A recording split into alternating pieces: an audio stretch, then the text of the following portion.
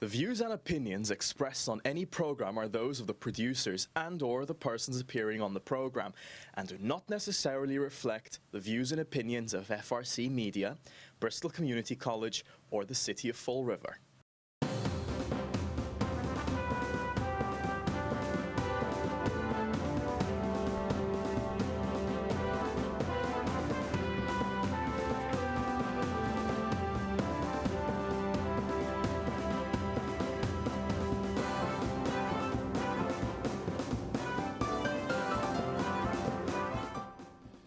Well, hello. Welcome to Spindle City Straight Talk. I'm Chip. And I'm CJ. And it's Friday. Oh, no, not Friday already. Yes. TGIF. You know, this has just been, I guess, the craziest week of God's green creation. And, you know, I happened to catch a glimpse of Living and Dying, Fall River to the Rescue. And he's right. You know, this city has heard so many promises from every administration, from every state official, and they never come through with it. And we sit there and we go, yeah, right, like that's going to happen. Yeah, but the problem we have is that we never vote these people out. Right. You know, I mean, obviously, I think that the number of promises is inversely proportional to your income, because when they make a promise in Newton, they normally deliver. That's right. That's the reason because they don't stay in office, because the Newton residents will throw them out if they don't produce. And of course, Newton's got a lot of money and a lot of highly educated people, and they say, hey, produce or you're gone. And when you get the towns that are having major problems, there's more promises. That's why it's inversely proportional, because all we ever get is promises. Right. And like I said, and what we continue to say on this show is that political promises are just that. It's always, you know, talk about, it's not saying, you know, you should set the bar high and try to achieve as much as you can, but you know, there's an old Zen proverb, with expectations, one only perceives the boundaries. If you set the bar too high, you can't get there. The problem is, we've heard so many, you know, how many times are we going to look at streetscapes, urban renewal, whatever you want to attach, whatever, you know, semantic phrase you're going to attach to this thing. It's the same old stuff. Put lipstick on a pig and the pig somehow will turn into a swan. It doesn't work. But they've been, you know, and that's what really disturbs me, that people just never get tired of listening to the BS, because it's the same promises all the time. How many times are we going to renovate buildings and put new facades on buildings but not bring jobs into the community? The only thing that increases a city's viability is jobs, especially cities like this. You know, we're not talking about Newton, Wellesley, where half the people that live in Newton and Wellesley work in Boston, where they make high six-figure salaries and maybe seven-figure salaries. It's a bedroom community. They don't need industry. They don't need, you know, to have a lot of jobs. The jobs are mostly in restaurants. That's why Newton has 10,000 more restaurants than Fall River. They don't have a lot of factories in Newton. They realistically don't have too many jobs outside of the service industry. They have some, but not a lot. But communities like Fall River and our friends over in Pennsylvania there that wrote the book, you know, communities like this need jobs, and they don't need the greatest jobs in the world, but they need jobs. When people work, the city does better. When Fall River did have restaurants and shops, and as we've said a million times before, we had jobs. And this is the thing that disturbs me. He's right. You know, all we ever hear are these grandiose promises, like he talked about the commuter rail. You know, your grandchildren won't see a commuter rail, you know, down here. It's absolute crap. They've been talking about it for 40 years. And these are the kind of promises that don't work. When are we going to hold the politicians? When are we going to elect people who actually say, look, The first thing we got to do to rebuild Fall River is figure out how to bring jobs into this community. And we see Rhode Island trying to do that. We see them doing apprenticeship programs and trying to work with companies to have a feeder system like they've done in Germany for years. Dion's right again. The fact is it doesn't take an economist to figure this out. All you have to do is, they say if you don't learn from history, you're doomed to repeat it. Well, we do it all the time. We do it all the time. But if we look back at history, we can learn something. When we look back at Fall River 30 years ago, 40 years ago, and where people actually worked, had jobs, you saw, as I said, 8 or 9 restaurants from Stafford Square to Bogle Hill. It was 9 restaurants. There probably isn't 9 restaurants. There's not non-Portuguese restaurants. There may not be 9 non-Portuguese restaurants in the entire city. If we eliminate Chinese restaurants and pizza joints, there may not be 9 regular restaurants outside of Portuguese restaurants in the city of Fall River. And why is that? Because then people had jobs. They had money. They went out to eat once in a while, and we had clothing stores and restaurants and stuff. And when you read articles like this, you want to hit yourself in the head with a hammer because you go, God, we know you're right. And when are the people in Fall River going to get rid of people who won't move this city in the right direction? It's not by building, parking garages with grass on the top of them. I know. I have to laugh because my uncle left Fall River many years ago, and he always used to tell us that there was a big black hole over Fall River that just sucked the intelligence and the common sense out of the people. And I firmly believe that because he says every time he comes back, I can feel myself getting more stupid. Even when he comes to stay here, he doesn't stay in Fall River. He stays in, Newport or, Portsmouth or Providence. He said stay somewhere else. He's like, I got to keep my faculties. You always have to laugh about it. But, our mayor's not even in town. He's been down in Florida at a seaport convention. Hey, Mr. Mayor, we had the opportunity for that, and you blew it. And he's talking about making the State Pier an amusement center, an entertainment venue, a mini convention center. Yep. I guess that means that the Block Island Ferry is going to be gone. No more of that. And another wonderful, grandiose promise. And and if you look at it, objectively, really, how many times we have to tell the mayor that we are between Newport and the Cape? And do you think people are going to opt not to stay on the Sheridan, Goat Island, or wherever it is, up in Newport, where they can walk down Brick Alley, they can walk down, they can tour the mansions on the 12-mile drive, they can go to the Tennis Hall of Fame? No, let's go to Fall River where shots ring out every other day, and they're and there's a needle on every corner. And there's a needle on every corner. Yeah, of course. We're going to do that by doing what? Throwing taxpayer money into rehabbing an area that will increase the property values for your friends, and then it'll die again, just like everything that they've done. You can't run a city without people having money. And then, especially now, you got to make it a convention center? Yep. Really? I mean, you got Boston, Providence, Newport, the Cape. We're going to go to the Fall River Convention Center. And very shortly, Tiverton. And Tiverton. And very shortly, that's Tiverton. Right. Very shortly, Tiverton's going to have a casino, and I'm sure that they'll have a small, venue for that stuff. Yeah, probably 1,500 to 2,000 people easily. Yeah, but I mean, they're gonna, that's the way it is, and it's like, here we go again, and everybody loves to say, oh, this kid's got great ideas. Yeah, well, great ideas. You know something? If your legs are 3 inches long, your chances of becoming a great marathon runner and winning the Boston Marathon are pretty slim. That's right. You gotta, I always say, look, be the best you can be. But let's look at Fall River.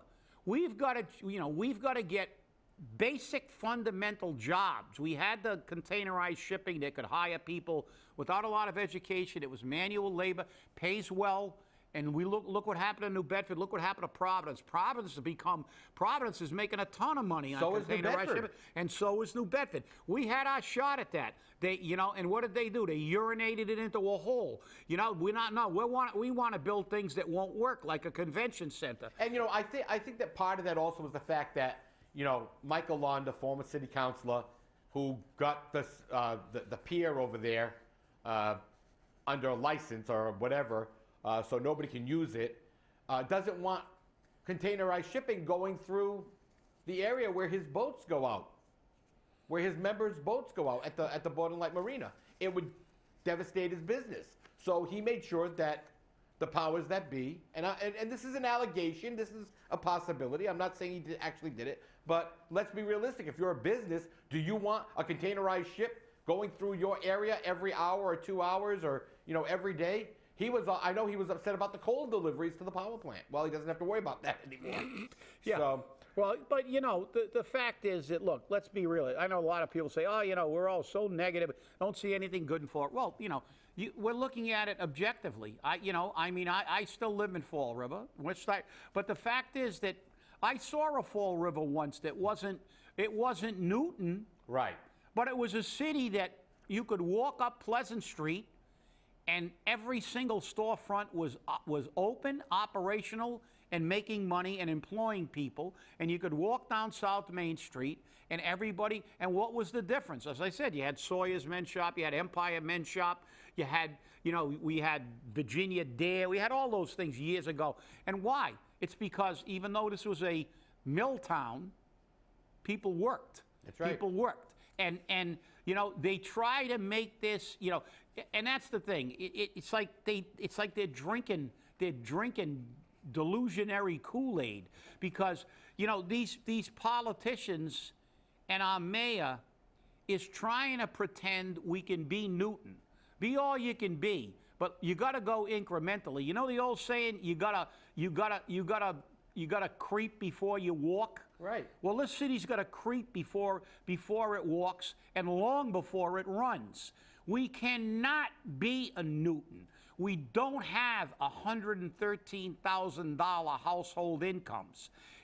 Those people, I think the last time I looked at the stat, 75% of the residents of Newton have a bachelor's degree or more. Exactly. Or a graduate degree. So let's look at their employment pool.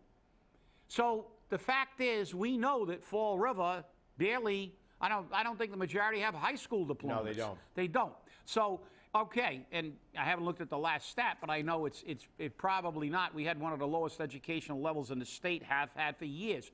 So you're not going to take a community like this that's fundamentally underemployed, undereducated, blue collar, and turn it into a white collar type community. These are white collar solutions. You may be able to do something like this in a place like Newton, but this is not Right. going to work. Never has worked, never will work. I'm not being negative. Prove me wrong. Please, prove me wrong. I'm going to predict that restaurant that's going to open up in the new whatever the hell they're going to call it, with $17 salads, will not be open in 2 years after it opens. It will be under, because let's face it, most families of four don't spend $17. They'll go to Burger King. Yeah, exactly. They're not going to. And the Burger King's right next door. So it's right next door. So forgive me if I'm not optimistic that a city with an average household income of $31,000 is not going to support a restaurant that has $32 steaks and $17 salads. Exactly. The mayor and Ken Fiola are now talking in cooperation after the city council, says, hey, the heck with you.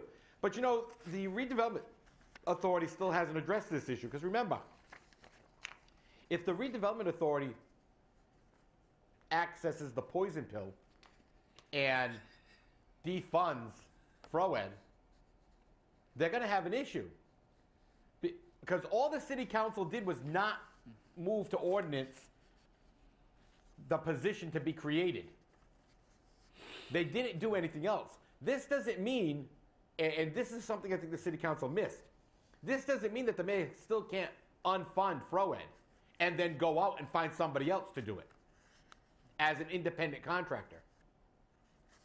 Yeah, that's true, Okay? obviously. So all they did was thwart or stop the mayor from getting his positions created under his office. That doesn't mean he can't go out and get somebody else to do the contract. But they say they're gonna work together. And on the radio, Ken Fiola said, my wife loves her job as a state rep. She's vital to Fall successes. I'm not going to speak for her, but she's not running, etc. On and on and on and on and on. And then last night she has a $125 fundraiser. No announcement that she's running, but, you know, I can smell the blood in the water. Well, you know, I read this and it's like, look, forgive me if I'm and I don't consider myself a pessimist, but I'm a pragmatist, and let's be realistic. The mayor tried to get rid of Kenny. Right. He actually had the city administrator accuse him of misappropriation of funds, which is a serious allegation. Yep. And after that, they're going to play kumbaya and work together. Like there's going to be no acrimony. There's going to be a whole bunch of trust between these two. You know, the mayor did it because, you know, he basically took gas with the council.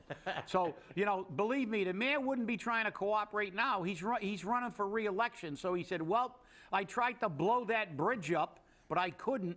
So now I better make nicey nice because, you know, his wife is a potential candidate, and they also have a lot of political weight in the North End. So let's make kissy face and make up. But that's, you know, we all know what politics is. Too little, too late. Too little, too late. Too little, too late. But you know, here's the thing. So we have Richard Cabaceres, who has announced and who is running. We have rumors of Carole running. And we've heard statements that she's not running, and we've heard statements that she is running, and so nobody really knows where that is. We've heard rumors that Sam's running. Now, here's the thing, and you know, I'm looking at this prospectively here. If Carole and Sam run, there's a high probability that Jazel will not get out of the primary. There's a high probability wouldn't that be a he won't get coincidence? out of the primary. Bob Carrere, Jazel Carrere. Yeah. The name might be it, you know? And that's a high probability. And I don't know if his campaign team, which consists of Jen Andrade, which is probably not the best person to run this type of campaign if this is the situation you're in, had better consider that.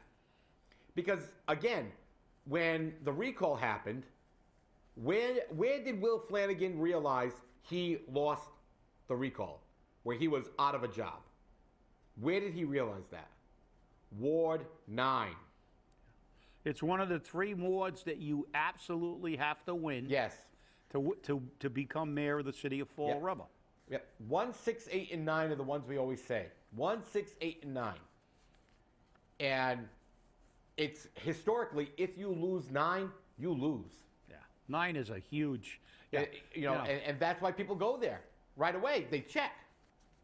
Because here's the best part about it. Ward 9 is no work.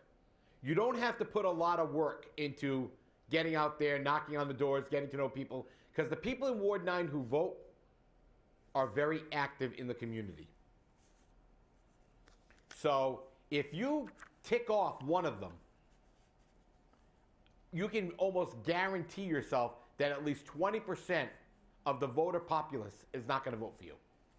You tick off 2 of them, you've knocked that up to probably 30, 40%. So you got to pick and choose your battles. It was like when Sam decided to implement the $10 fee, everyone told him, do not do it before an election. Do not. But he felt he had to do it to keep us out of receivership or something, and he lost it. That's what happens. Yep. That's what happens. Well, he made an executive decision, but it wasn't a political decision, and he showed his political naivete because he was running it like he would run the DA's office Right, and and say, you look, can't. this is, and you can't. You have to look at the Right. political ramifications of things that you do. And also, he didn't learn because the mayor he replaced did things that way, the purple bags. Right. You know, the thing is, whenever you do anything like this that's going to affect the community citywide, you really have to bring it to the people first. You do. have to go out and you have to listen to what the people say. And then you have to explain to the people, if they're not in favor of it, you have to give them a viable explanation as to why you needed to do this. And, you know, and neither Flanagan with the purple bags nor Sam Sutter with the fee did that. And that's what used to be done in the old days. And anytime you do something like this without going to the people will then retaliate by saying, look, we don't, and the thing was that, look, you and I both know that $10 fee is gone, but it's not gone. No, it's not. They made it up with taxes and fees and stuff Right. because the fact is that that money was in the budget. It's like when people say, well, they got rid of the $10 fee. Well, it's like saying, well, I got rid of $100 a week out of my paycheck. Well, I can't run my budget anymore because I'm $100 short every week. Well, the thing is, this is in the budget. It's been in the budget. Right. So whatever that was paying for, unless you eliminated it, which we didn't, we haven't eliminated anything really. Right. All we've done is add. Obviously, whether you call it a $10 collection fee or we're siphoning off funds from the water department to pay it, we're still paying it directly or indirectly. It's just like, it's just like when they raise a water fee, and it's like, okay, we raised it, and if they say they're going to lower the water fee, you still have the operating expenses to pay, and that's the problem. And the problem is, I truly believe both the purple bags and that fee could have gone through. I agree. Individually or both, but I don't think the fee would have been necessary had we done it the correct way and enforced the bag fees. But I think both of those would have been accepted by the public if they were presented properly to the public. Well, again, people don't understand it. And now, of course, we see all the election cycle promises. I'm looking to see if I can get rid of the purple bags. I got to find the money in the budget. Odds are he will get rid of the purple bags because he knows if he gets rid of them, it's going to bump him up in the polls. It's going to bump him up on his re-electability because that's what he stands on right now. I got rid of the $10 fee, but you increase the fees everywhere else. But the people don't see that. Yeah, and what have we collected on the purple bags? Right, and that's the other problem. So if he gets rid of them, great, he gets rid of them. Everyone's happy, everyone's wonderful. People go back to everyday trash collection, blah, blah, blah, blah, blah. The problem is that the money that was supposed to be collected from those purple bags, the $3 million, which happens to be the same amount of money we have to pay Easy Disposal, which Easy Disposal says, I don't care if the purple bags are there or not. It's not my job, it's the city's. Not my job, man, not my job. Yeah, and they That's don't it. collect the fees. They haven't. As a matter of fact, I looked out my kitchen window the other day when I put out my trash, and there was somebody on the street behind me, and I just happened to see them throwing the bags in their receptacle, and there was a white bag and Yep. a green bag, and I don't think there was one purple bag in the That's right. entire bin, but they picked it up. The next day it was picked up, Yep. and I don't think they got a ticket, because if they got a ticket, they probably wouldn't do it, but they do it consistently, and it's Well, because like, they don't have the money for compliance officers now, I guess. I don't know. so, and that's the thing. You eliminate the purple bags, and realistically, all we've made is probably the 50 or 60% of the people in the city who are actually using the purple bags, because we haven't made anything in fines. So, like I said, but the fact is, whatever that amount of money pays for, we still have to pay for it. So we're going to have to get the money somewhere else. It's not like we can print it on the 6th floor as much as they'd like to. And that's one of the reasons. That's one of the reasons that we are running out of money on all phases. The city is vehemently complaining about the health care costs, yet when you look at the former city budgets, you find that we were paying more for health care in 2009, 2010, 11, 12, 13, 14, when we had smaller budgets, lower health care costs, and we had a higher budget for health care. Why are they complaining? Because they siphoned off all the extra money they made by changing the plans and the extra $3 million they got from the co-pays, and they've used it to plug all these other holes up, like the purple bags and like which is illegal. Which is illegal. But the fact is that why can't we afford $4 million less for health care now when the city budget's, what, 15, 20% higher than it was 5 years ago? Right, and and here's the kicker. There's a big question there. Well, no, here's a big question for that our viewers, especially retirees and city workers, need to ask. Hey, how come I got an 11.5% increase, a second one from the city? And they're saying that the costs are too high. No, that's called cost shifting. Yeah, well, they're not factoring in how much they've made, and we are, and we're running, and the city has refused now to give numbers, because I've requested numbers, and I'm going to send them a formal letter demanding the numbers, because we have a right to the numbers since we pay 25% of the premium, and also in our Public Employee Committee agreement for the health care, it says that we have the right to audit at our own cost. So we're going to use, the PEC committee can request numbers that we can gather and then present to an auditor. So we're going to see if they refuse my demand. But the numbers are in question again. It's not like the first time that the city's numbers have been in question. We go back 91, 28. Yeah, but isn't there also a question about the city's contribution? There always is. Well? Yeah. Well, they underfund. They're underfunded. Yeah, but it's not even a question. The city administrator said it in front of the city council. We underfund our share of health care. Right. Which, again, is a legal question, since every labor union has a contract which says the city shall pay 75%. And if they don't budget what the projection is for a 25-75 split, the employees pay 25% of the projected figure that they get from their actuarial, but the city chooses to fund less. So what does that mean? Are they living up to the contract? Is somebody going to say, yeah, well, they got the right to take that shot, but what happens if they don't, if they run short?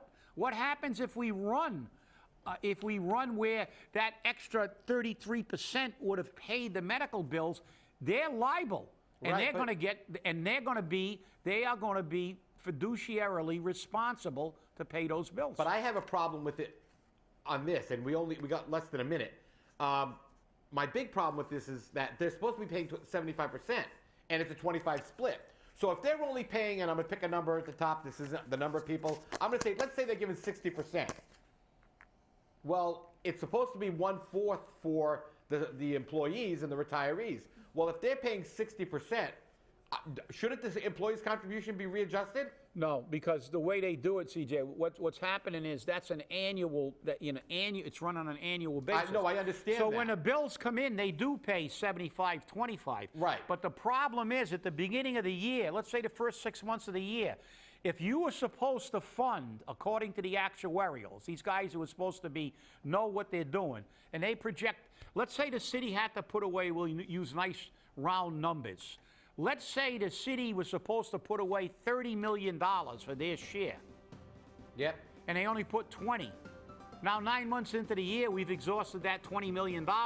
They can't pay the bills anymore, but they were still supposed to have another $10 million in accordance with the contract, so now they can't pay the bill. So it's going to be 25-0 because they don't have any money. That's what I'm saying. Well, people, stay angry. We'll see you on Monday. Have a great day. Take care.